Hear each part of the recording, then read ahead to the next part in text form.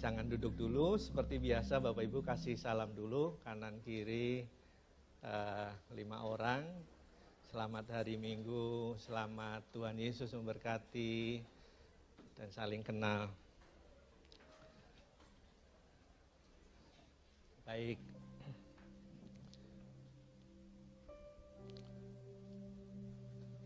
Baik, puji Tuhan Bapak Ibu, saudara-saudara yang kasih dalam Tuhan.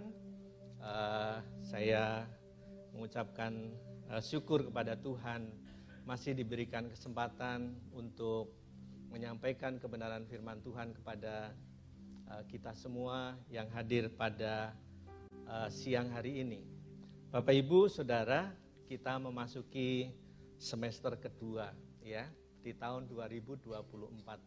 Tidak terasa waktu terus berlalu begitu cepat Bapak Ibu. Jadi kita sudah masuk minggu ke-32. Itu artinya Bapak Ibu kita sudah belajar tentang iman, itu sudah 32 kali pertemuan di tempat ini. Ya, karena dari awal tahun gereja kita itu membuat tema sepanjang tahun ini beriman teguh kepada Tuhan Yesus. Dan siang hari ini masih tentang iman, Bapak Ibu. Judul judul khotbahnya adalah iman dan kesehatan mental. Iman dan kesehatan mental. Bapak Ibu, saudara-saudara yang kasih dalam Tuhan, mari kita baca dulu untuk melandasi pemberitaan firman Tuhan pada hari ini. Mari kita baca dulu di dalam Filipi pasal 4 ayat 6 sampai pada ayat yang ke-8. Kita baca bersama-sama, di depan sudah ada Bapak Ibu. Janganlah hendaknya kamu khawatir tentang apapun juga. Ya, saya beri bold, apapun itu ya. Tetapi nyatakanlah dalam segala hal keinginanmu kepada Allah dalam doa dan permohonan dengan ucapan syukur. Damai sejahtera Allah yang melampaui segala akal akan memelihara hati dan pikiranmu dalam Kristus Yesus. Jadi akhirnya saudara-saudara, semua yang benar, semua yang mulia, semua yang adil, semua yang suci, semua yang manis, semua yang sedap didengar, semua yang disebut kebajikan dan patut dipuji, pikirkanlah semuanya itu. Amin. Bapak Ibu, saudara-saudara kasih dalam Tuhan, surat ini adalah surat Paulus kepada jemaat di Filipi. Ditulis kurang lebih tahun 62 Masehi. Jadi 29 tahun setelah Tuhan Yesus wafat, setelah Tuhan Yesus naik ke surga, rentang waktunya enggak terlalu lama. Sehingga saya meyakini bahwa autentifikasi dengan kisah Tuhan Yesus atau hal-hal yang diajarkan Tuhan Yesus juga lebih dekat. Bapak Ibu, yang menarik adalah surat ini dikirimkan oleh Paulus kepada jemaat di Filipi. Pada waktu Paulus masih ada di dalam penjara Roma. Bapak Ibu, kita bayangkan kalau Paulus itu berada di dalam penjara Roma, itu dibelenggu, tidak seperti penjara sekarang. Dibelenggu di rantai antara kedua kakinya itu ada rantainya, lalu juga ada beban. Kita bisa membayangkan bagaimana ketika dia mau berjalan saja sulit, ketika mau bergerak sulit, mungkin kalau berdiri dan tidur pun juga dia akan mengalami satu kesulitan yang besar, Bapak Ibu, dengan kondisi seperti itu. Ya. Dan dia menulis surat kepada jemaat di Filipi. Dan jemaat di Filipi itu kondisinya juga sama. Jemaat di Filipi pada waktu itu sedang mengalami aniaya. Jadi jemaat Filipi itu adalah jemaat yang pertama yang didirikan di Eropa, di Makedonia pada waktu perjalanan misi kedua Paulus ke Eropa, ke Makedonia lalu ke Roma, Bapak Ibu. Ini didirikan oleh Paulus. Nah, setelah Paulus dipenjara di Roma, dia kirimkan surat. Ya, beberapa tahun kemudian dikirim surat kepada jemaat di Filipi. Di mana kondisinya jemaat di Filipi itu kalau Bapak Ibu baca di dalam pasal 1 ayat 29, memang Paulus juga menangkap sinyal bahwa jemaat yang ada di Filipi itu sedang dalam keadaan yang tidak baik-baik saja. Ada pengajaran sesat, kemudian juga dia diintimidasi. Banyak hal yang membuat jemaat di Filipi itu tidak dalam keadaan baik-baik saja, Bapak Ibu Saudara yang kasih dalam Tuhan. Jadi kondisinya itu kondisi yang tidak baik, krisis atau ya kondisinya ditekan lah, dikejar-kejar mungkin, dan ada pengajaran sesat juga. Nah kalau firman Tuhan itu ditujukan kepada jemaat di Filipi, masih relevankah kalau ditujukan pada kita hari-hari ini Bapak Ibu? Hari-hari ini bukankah kita juga dalam keadaan yang tidak baik-baik saja? Mungkin Bapak Ibu, Pak David kalau khotbah kok setiap kali nakut-nakutin. Enggak nakut-nakutin Bapak Ibu. Tapi memang kondisinya seperti ini. Jadi kondisi global, kondisi saat ini, terkini, itu memang sedang tidak baik-baik saja. Terjadi bencana alam di mana-mana, eskalasinya, Pak dari dulu ada bencana alam, tapi eskalasinya makin hari makin bertambah, Bapak Ibu. Bencana alam Bapak Ibu jangan dibayangkan hanya gunung meletus, gempa bumi dan sebagainya. Panas bumi ini juga merupakan bencana alam juga. Kalau sampai tinggi sekali Bapak Ibu, akan menyebabkan kematian juga, korban juga. Bencana alam ada di mana-mana. Kondisi sosial hari-hari ini juga sangat mengkhawatirkan. Mungkin Bapak Ibu nggak merasa ya, tapi sebenarnya hari-hari ini kondisi sosial, kondisi ekonomi, bukan hanya di negara kita, di negara secara global itu juga sudah nggak baik-baik saja. Hari 2 hari yang lalu kalau namanya tawuran kerusuhan kan biasanya anak-anak muda ya, yang mereka anak-anak tanggung. Tapi baru 2 minggu yang lalu ya, mahasiswa ya, kalau nggak salah di Madura, Trunojoyo itu, sesama mahasiswa dan alumni juga terjadi kerusuhan kelas ya.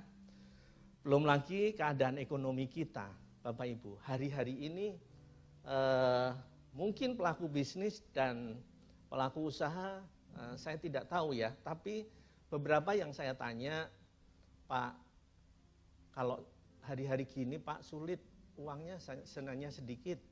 Pokoknya bulan Juni, Juli, anak-anak konsentrasinya, orang tua konsentrasinya ke pembayaran sekolah, beli buku, beli seragam dan sebagainya. Katanya mereka kesulitan bulan-bulan ini ya, hari-hari gini katanya.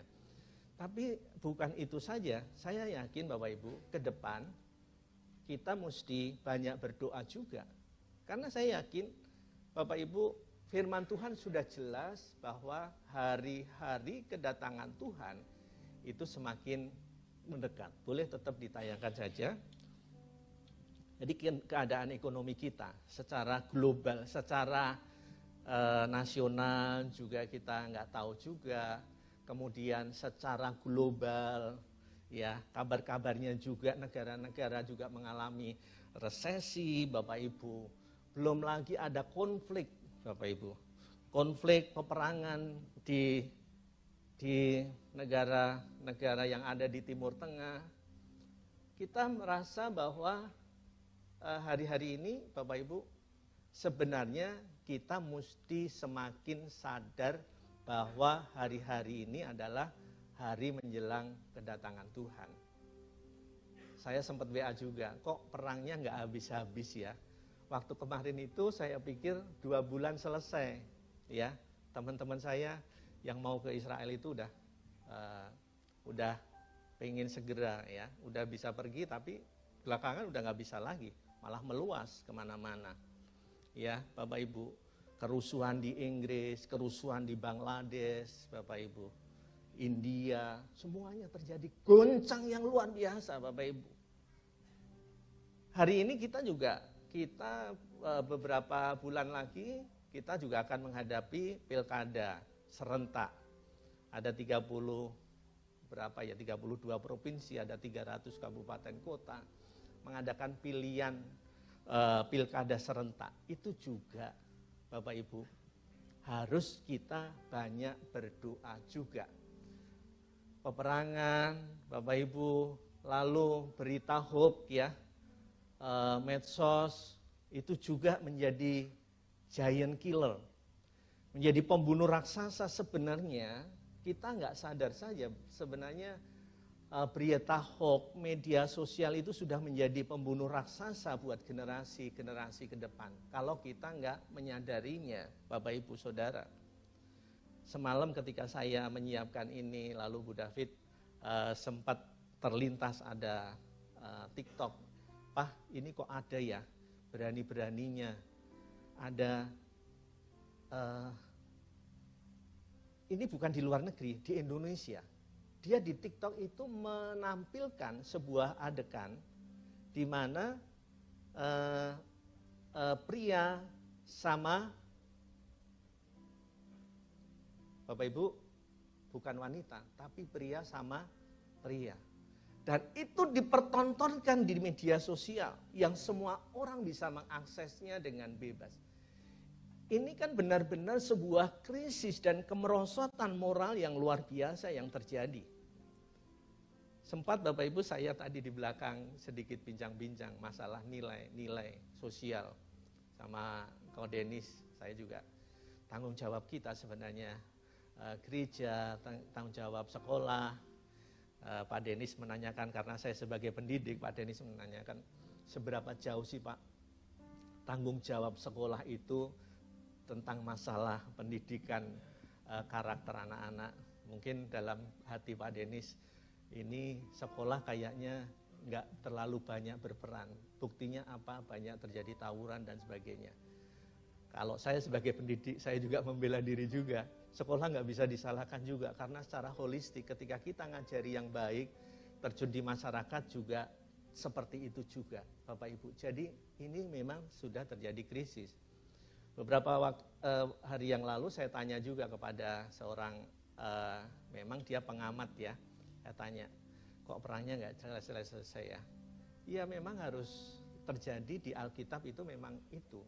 Jadi kita beruntung punya, bersukacita punya Alkitab yang benar-benar sahih, benar-benar benar-benar meyakinkan, benar-benar meyakini bahwa Alkitab firman Tuhan itu ternyata benar dinubuatkan 2000 tahun yang lalu, kemudian sekarang terjadi, dan yang akan terjadi itu juga dinubuatkan Tuhan terjadi. Sampai krisis keadaan global yang terjadi sekarang ini pun juga Tuhan Alkitab nubuatkan. Jadi Bapak Ibu Saudara-saudara kasih dalam Tuhan, kondisi aktual yang terjadi sekarang ini, kondisi global yang sekarang ini, yang terjadi di berbagai tempat mempengaruhi berbagai aspek dalam kehidupan kita, termasuk tidak lepas kita juga anak-anak Tuhan. Kita juga hidup di dalamnya, mau tidak mau kita menghadapi situasi yang sama. Sebab itu kita sebagai anak-anak Tuhan, orang Kristen, orang percaya harus memiliki kesehatan mental kita. Bukan hanya secara jasmani saja, bukan secara lahiriah saja Bapak Ibu. Tapi manusia batiniah kita harusnya makin hari makin diperbaharui. Supaya apa? Supaya kita benar-benar menjadi alatnya Tuhan. Menjadi berperan di dalam masyarakat. Dan kita tetap memiliki kesehatan mental kita. Pak David, memang ada hubungannya antara iman dan kesehatan mental. Ada banget, ya. Ada banget. Kenapa Bapak Ibu? Karena kondisi mental kita itu dipengaruhi oleh kerohanian kita, oleh hati kita, oleh pikiran kita Bapak Ibu. Jadi kita perlu memiliki kesehatan mental kita Bapak Ibu. Sehat mental, tanya teman-temannya ya. Kalau WHO itu membuat definisi orang yang sehat mentalnya itu adalah orang yang mampu mengenali potensi dirinya dan bisa mengembangkan potensi dirinya. Itu adalah orang yang sehat mentalnya. Kalau nggak mengenali dirinya, nggak bisa mengembangkan potensinya, itu dipertanyakan. Sehat nggak? Aspek ini saja, ada 4 aspek yang dibuat batasan oleh WHO, Bapak Ibu. Lalu dia mampu bersosialisasi, mampu berkontribusi dan berperan di dalam lingkungan sekitarnya, di masyarakat, di lingkungannya, di komunitasnya. Orang bisa dikatakan sehat mental kalau ada kontribusi positif, Bapak Ibu. Kita bersyukur, Bapak Ibu, kita punya dampak gereja kita saja, lalu kita secara individu-individu juga harusnya juga punya. Berdampak kepada lingkungan sekitar kita. Bapak Ibu juga mampu bekerja secara produktif, ya. Kalau orang di rumah saja, Bapak Ibu, dan tidak punya tanggung jawab, itu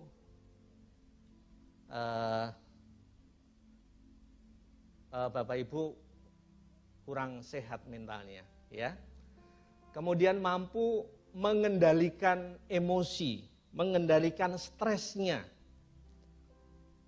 Nah, keempat aspek ini yang WHO susun, Bapak Ibu. Orang yang sehat itu ada 4 aspek itu. Hilang satu saja, berarti orang ini nggak sehat, Bapak Ibu. Secara mental nggak sehat. Kalau keempatnya itu dipenuhi, dia sehat. Nggak usah nunggu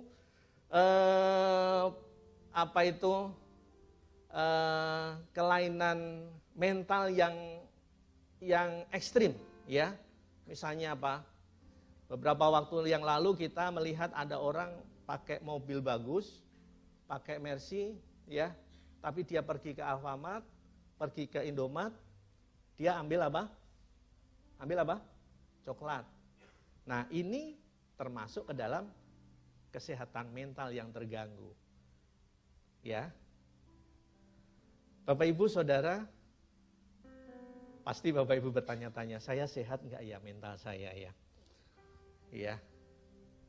Tanya kita masing-masing. Bapak Ibu sebenarnya memang enggak bisa kita bilang saya sehat secara mental, karena itu continuous. Jadi kita kecenderungannya kemana, itu yang menentukan. Kita cenderung ke sana atau cenderung ke tidak bertanggung jawab misalnya. Bapak Ibu, intinya bahwa orang Kristen, kita harus, anak Tuhan, harus memiliki kesehatan mental yang baik. Nah, kabar baiknya Paulus yang pada waktu itu di penjara di Roma, di penjara Roma, dia dalam keadaan tekanan yang luar biasa, tapi dia bisa mengendalikan emosinya, bahkan dia menulis surat dengan rapi kepada jemaat di Filipi. Dia nasihatkan dengan baik, ya. Ada orang bilang ini surat yang salah ini, ya. Orang yang nulis dalam keadaan tertekan, tapi dia bisa tulis itu, Bapak Ibu. Dia bisa tulis. Dan tulisannya itu sangat menginspirasi buat saudara dan saya, buat kita semua. Janganlah hendaknya kamu khawatir dengan kondisi-kondisi yang ada hari-hari ini. Pak David ngomong di mimbar gampang. Nggak khawatir. Khawatir memang ada, sementara beberapa orang khawatir memang ada di dalam hidup kita. Tapi kita nggak boleh hidup di dalam kekhawatiran. Karena khawatir itu memang ada sejak lahir, ketika lahir kita ada kekhawatiran. Dan memang itu diciptakan supaya kita menjadi waspada. Tapi kalau kekhawatiran yang berlebihan, Bapak Ibu, saudara yang kasih dalam Tuhan, itu yang tidak boleh. Oleh sebab itu Paulus menasihatkan, janganlah hendaknya kamu khawatir. Khawatir tentang apa, Bapak Ibu? Ayat yang sama pernah disampaikan oleh Tuhan Yesus kepada murid-muridnya, kepada orang banyak pada waktu itu. Di dalam Matius pasal 6 ayat yang ke 25 sampai 30-an lah, ya. Lalu dikatakan, janganlah kamu khawatir tentang apapun juga. Biasanya khawatir itu berkaitan dengan masa depan kita. Hal-hal yang belum terjadi dalam hidup kita. Kita sudah khawatirkan dulu. Apa yang kamu makan, apa yang kamu pakai, apa yang kamu akan lalui, kita khawatir.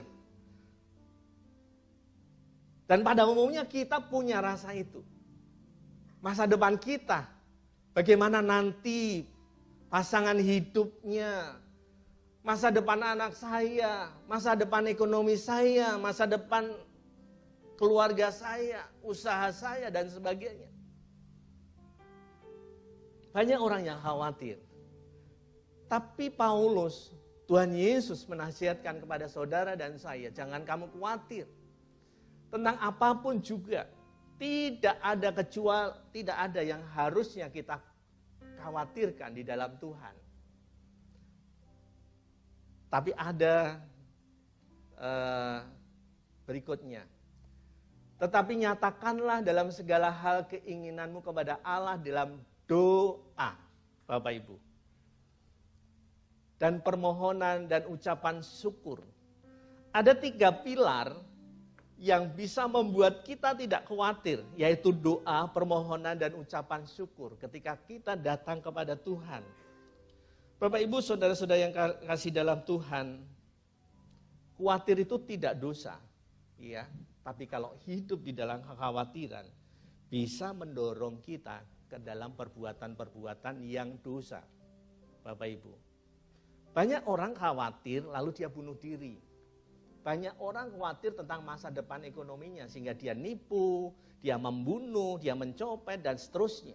Karena dia khawatir apa yang akan dia makan, apa yang akan dia pakai, apa yang dia akan pakai untuk menghidupi keluarga dan rumah tangganya. Dia bunuh, dia melakukan segala sesuatu yang awalnya dari rasa khawatir. Bapak Ibu, saudara-saudara kasih dalam Tuhan, dan bukankah Tuhan Yesus mengajarkan sejak kita waktu sekolah minggu, kita diajari jangan kamu khawatir. Masih ingat Bapak Ibu lagunya? Masih ingat enggak? Itu lagu yang bagus loh Bapak Ibu.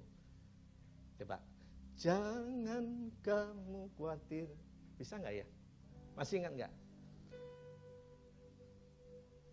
Gimana Vicky ya? Jangan kamu khawatir, burung di udara ada pihara. Jangan kamu khawatir, bunga di padang dia hias, bunga di padang dia hiasi. Jangan kamu khawatir, apa yang kau makan, minum, pakai. Jangan kamu khawatir, Bapa di surga memelihara. Bapak Ibu Saudara, harusnya kita sampai kepada kesadaran ini. Bapa kita di surga tidak pernah membiarkan saudara. Bapa kita bukan Bapa yang jahat, ya. Bapa yang dekat dengan kita, ya. Bapa yang memperhatikan kita. Pasti dia akan memperhatikan, akan mempedulikan kita. Jadi tidak ada yang perlu kita khawatirkan. Jadi kunci yang pertama Bapak Ibu, supaya kita tidak khawatir adalah membangun kehidupan doa kita. Salah satu pemicu gangguan kesehatan adalah kesehatan mental, itu adalah karena kita meresponi kekhawatiran kita dengan tidak benar. Ya. Paulus ketika di penjara, ketika dia memasuki masa-masa sengsara, dia tetap meresponi masalah-masalah yang dihadapinya dengan baik. Sampai dia pernah berkata, dalam keadaan sengsara aku biasa, dalam keadaan berkelimpahan aku biasa, didera aku biasa, dicambuk aku biasa. Seperti apapun dia hadapi. Kenapa? Karena dia benar-benar menaruh pengharapannya pada Tuhan. Dia benar-benar menaruh harapannya kepada Bapanya yang ajaib itu. Dan Bapak Ibu, ini saudara sudah alaminya sebenarnya. Sudah Bapak Ibu lewati berkali-kali begitu banyak pertolongan Tuhan dalam hidup saudara dan saya. Jadi hal yang pertama yang harus kita bangun untuk supaya kita tidak kita memiliki kesehatan mental, Bapak Ibu, membangun kehidupan doa. Bapak Ibu, kekhawatiran yang dibiarkan mengakibatkan perasaan ketakutan, tekanan hidup, bahkan depresi berkepanjangan. Ya, ada orang, nah ini Bapak Ibu perhatikan, kalau Bapak Ibu nggak bisa tidur, ya karena minum kopi atau apa ya, mungkin karena pengaruh kimia ya. Tapi nggak ada apa-apa, nggak minum kopi, tapi tiba-tiba nggak bisa tidur sampai jam 2, jam 1 nggak bisa tidur, gelisah. Bapak Ibu waspada, jangan-jangan kita sudah ada gejala mental yang tidak sehat. Bapak Ibu, kita segera harus berdoa, membangun kehidupan doa kita. Menyatakan kepada Tuhan segala hal keinginan kita, kerinduan kita dalam doa dan ucapan syukur. Kekhawatiran kita tidak bisa diusir, ditengking ke depan. Bapak Ibu, siapa yang khawatir hari ini?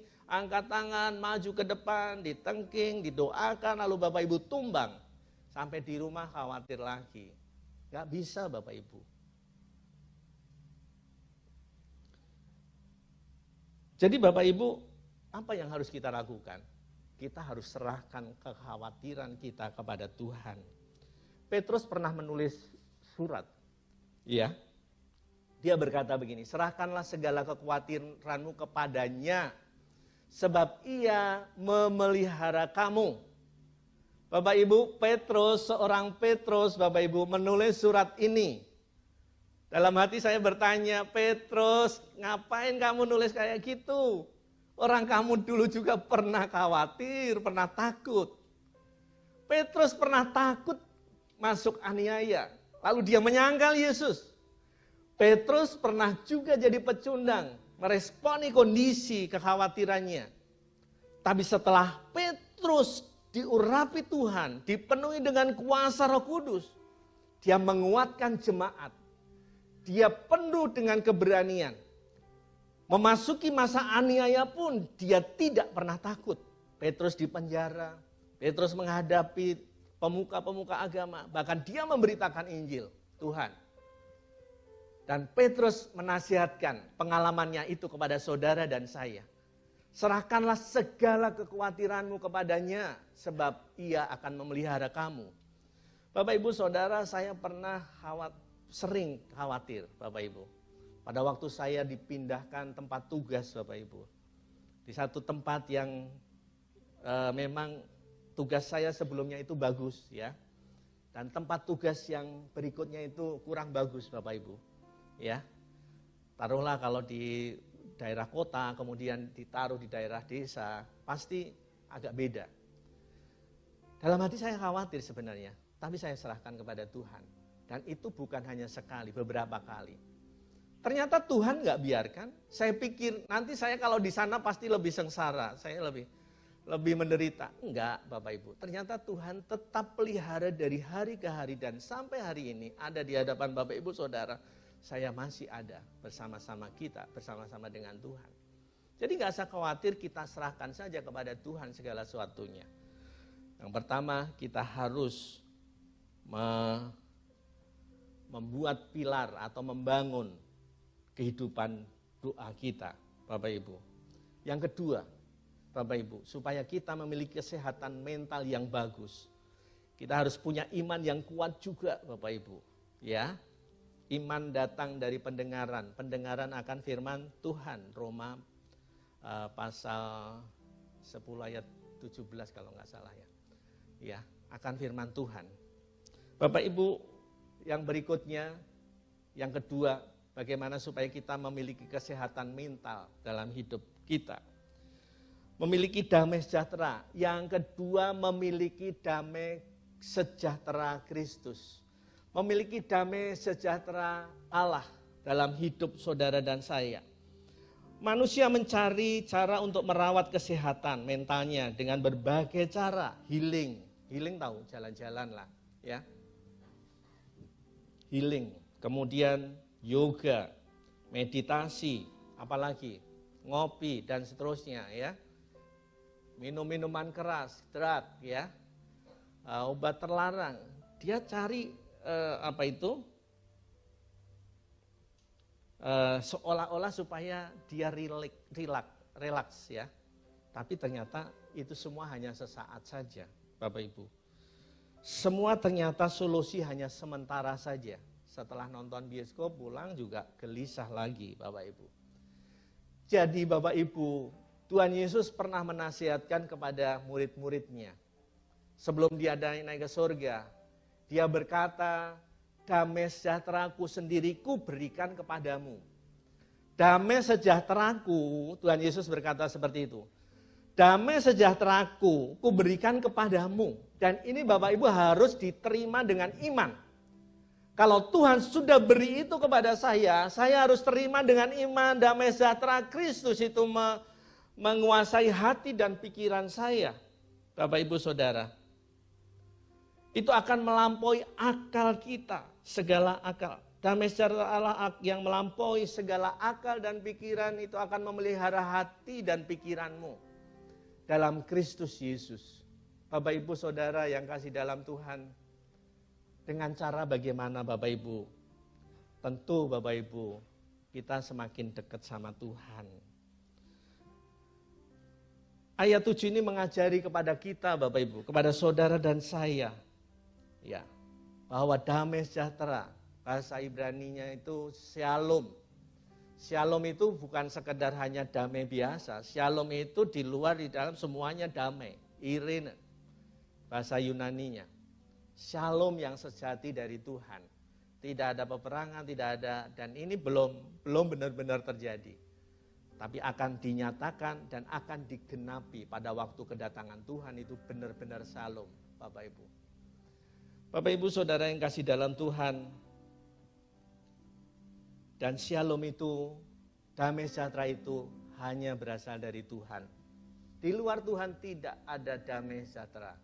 Sebab itu jangan pernah saudara pergi dari Tuhan, menjauhkan diri dari Tuhan.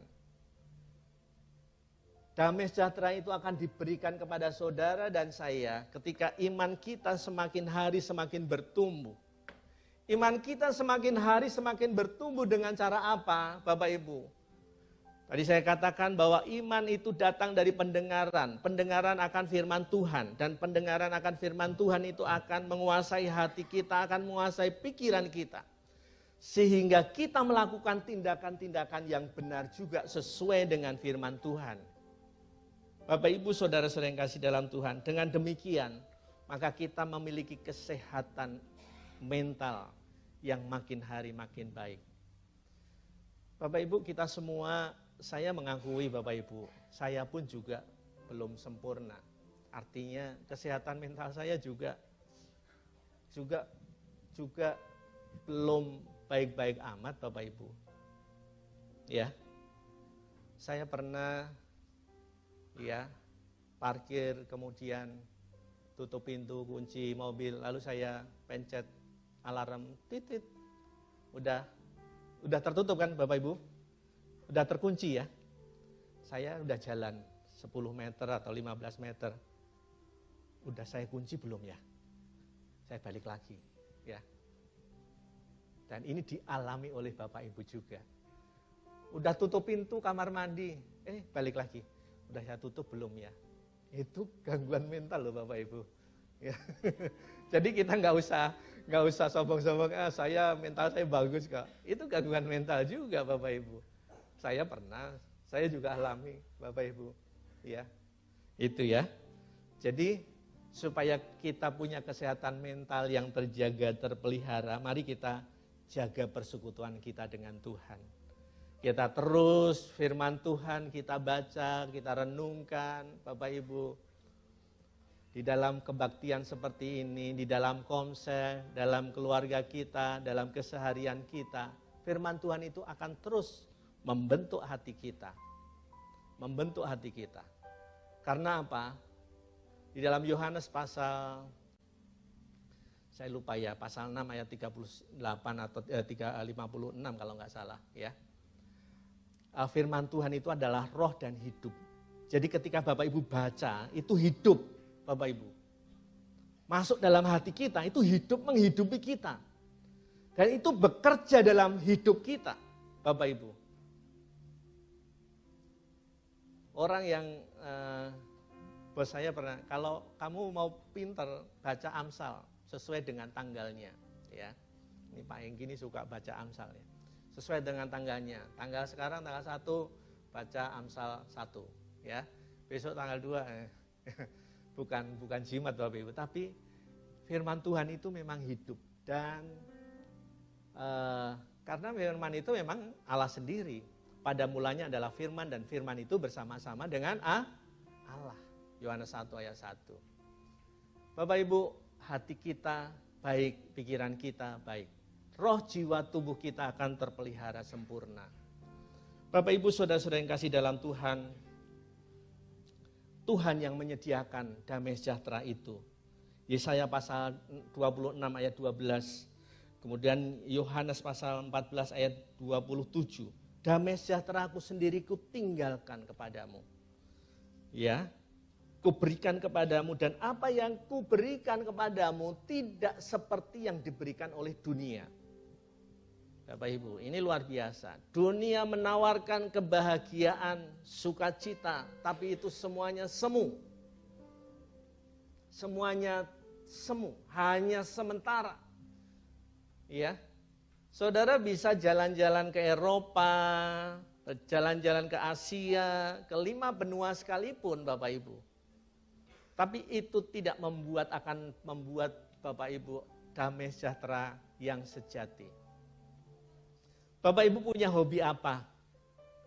Apakah itu juga bisa membuat dahaga jiwa Bapak Ibu terobati? Enggak bisa juga, Bapak Ibu Saudara. Harta benda kekayaan juga enggak bisa membuat kita damai sejahtera. Kalau itu bisa membuat damai sejahtera, kenapa orang yang kaya raya juga ada yang bunuh diri juga?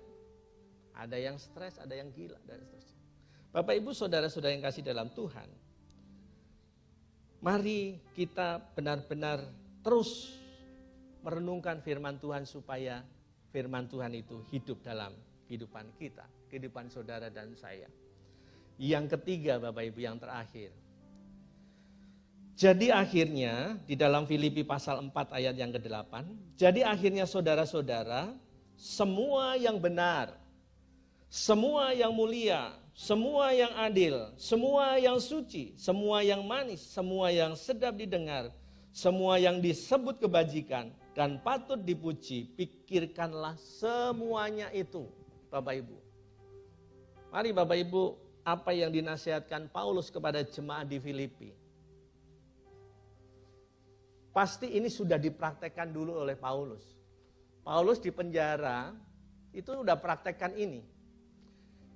Dia dipasung, dia dibelenggu, kemudian dipenjara di bawah tanah, Bapak Ibu Saudara. Tapi dia memikirkan pikiran-pikiran yang benar. Tidak menggerutu.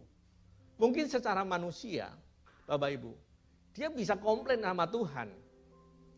Dia disuruh oleh Tuhan dalam perjalanan misi yang kedua, ketika dia lihat orang di seberang sana berteriak-teriak, kemarilah, orang Makedonia bilang begitu, tolonglah kami. Lalu segeralah Paulus bersama-sama dengan tim misinya, dia menuju ke Makedonia. Bapak Ibu, itu jarak yang tidak dekat, karena itu sudah masuk Eropa, Bapak Ibu. Tapi Paulus berlayar menuju ke Makedonia, dan terbukalah di sana ada jemaat Efesus, ada jemaat di Filipi, Bapak Ibu Saudara. Tapi apa yang terjadi? Dia dipanggil Tuhan ke sana. Apa yang terjadi? Justru Paulus dikejar-kejar dan ditangkap, bahkan dipenjara sampai di penjara Roma. Jadi kalau dia tidak sejahtera, harusnya dia punya alasan kuat. Tuhan, orang saya baik-baik disuruh ke sini, dia pantas kalau dia ngedumel harusnya. Tapi dia memikirkan hal yang benar, yang baik, yang mulia, yang adil, yang suci, yang manis, yang sedap didengar. Kebajikan dan kebajikan dan patut dipuji, pikirkanlah semuanya itu. Jadi Bapak Ibu, ternyata Paulus dalam kondisi tertekan, dia memikirkan hal-hal yang baik. Ini satu keadaan yang Paulus ini sudah bisa mempraktekkan. Satu, dia bisa mengelola stresnya dan dia bisa meresponi dengan baik. Sampai dia bisa menulis seperti ini. Ini adalah hal yang ketiga, memikirkan hal-hal yang baik, hal-hal yang mulia. Bapak Ibu menjaga mentalitas yang sehat, melakukan yang sehat dapat dilakukan dengan menjaga apa yang kita pikirkan. Biasanya orang berpikir negatif atau sebaliknya, overthinking, ya, mengakibatkan kesehatan mental terganggu. Overthinking itu apa Bapak Ibu? Memikirkan sesuatu yang berlebihan, itu overthinking. Saya kemarin membuat kesalahan memang, ya. Tapi kesalahan itu dipikir terus siang malam sampai nggak bisa tidur. Itu mempengaruhi kesehatan mental saudara. Ya, nggak usah dipikir terus, serahkan sama Tuhan, Bapak Ibu. Kalau memang itu kesalahan fatal yang Bapak Ibu buat, Bapak Ibu. Saya kira semua kita pernah membuat kesalahan yang mungkin agak fatal. Tapi itu jangan sampai overthinking, kita memikirkan itu siang dan malam dan membuat saudara stres dan kehilangan kesehatan mental saudara. Bapak Ibu, firman Tuhan menasihatkan kepada kita, pikirkan saja yang baik-baik, yang manis didengar, yang suci, yang mulia, Bapak Ibu. Saudara-saudara yang kasih dalam Tuhan. Jadi yang pertama tadi apa Bapak Ibu? Yang pertama, untuk membangun kesehatan mental kita, yang pertama kita bangun kehidupan doa kita. Yang kedua apa Bapak Ibu? Yang kedua memiliki damai sejahtera Kristus. Yang ketiga Bapak Ibu adalah memikirkan hal-hal yang mulia. Ya, ada 3 ya. Yang pertama membangun kehidupan doa, yang kedua memiliki damai sejahtera Kristus, yang terakhir yaitu memikirkan hal-hal yang mulia. Bapak Ibu Saudara yang kasih dalam Tuhan, di dalam Roma pasal 3, 12 ayat 3 dikatakan seperti ini Bapak Ibu, perhatikan. Ini juga ditulis oleh Paulus juga kepada jemaat di Roma. Berdasarkan kasih karunia yang dianugerahkan kepadaku, aku berkata kepadamu setiap orang di antara kamu, janganlah kamu memikirkan hal-hal yang lebih tinggi daripada yang patut kamu pikirkan. Kalau itu tidak bisa kita pikirkan Bapak Ibu, serahkan saja sama Tuhan. Pak ini Tuhan ini kok begini, ini kok begitu dan seterusnya. Kadang-kadang di luar nalar kita, di luar jangkauan kita. Dan kalau sudah tiba pada titik yang demikian, kita nggak usah overthinking, itu Tuhan yang pikirkan. Serahkan saja sama Tuhan.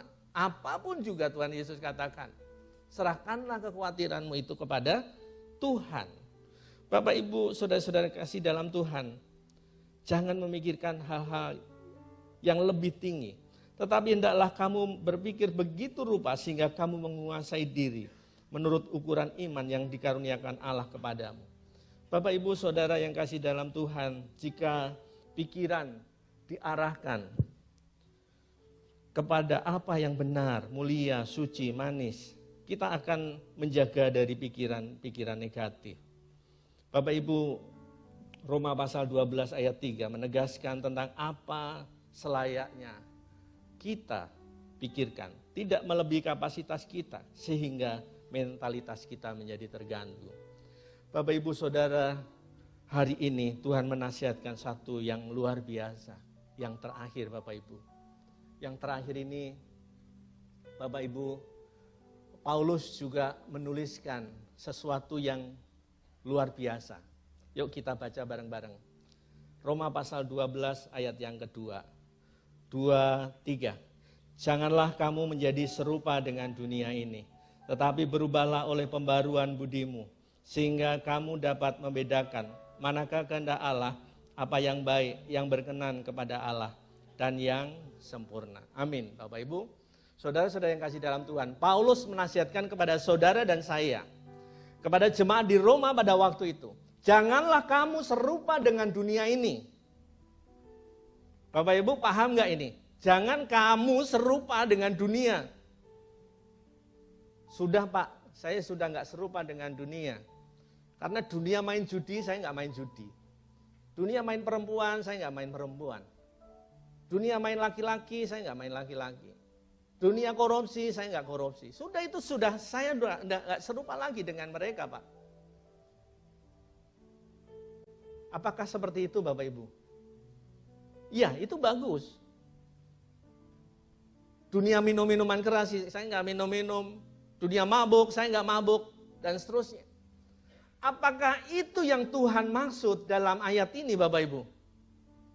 Ya itu memang benar Bapak Ibu. Tapi esensinya sebenarnya setelah kita baca ayat yang ke-13, Bapak Ibu, perhatikan baik-baik. Janganlah kamu serupa dengan dunia ini, tetapi berubahlah oleh apa? Pembaharuan budimu. Jadi yang berubah pertama itu adalah renewing your mind. Berubah pikiran kita. Bukan hanya kelakuan saja, tapi pikiran kita harus berubah. Renewing your mind. Itu yang pertama harusnya.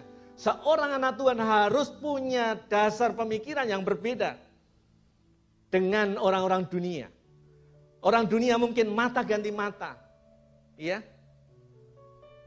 Tapi anak Tuhan harus berubah. Mentalitas berpikirnya, kasihlah musuhmu. Ketika kamu ditampar pipi kiri, beri pipi kanan dan seterusnya, ya. Bapak Ibu Saudara, yang berubah pertama kali harusnya adalah renewing your mind. Pembaharuan budimu. Itulah sebabnya kabar baik yang Tuhan berikan kepada kita. Tim musik worship leader bisa ke depan.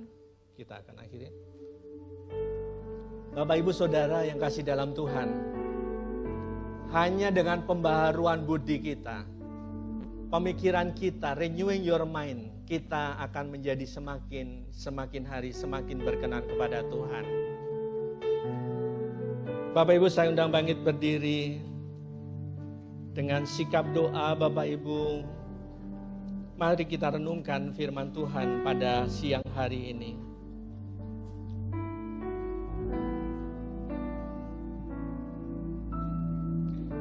Jalanmu tak terselami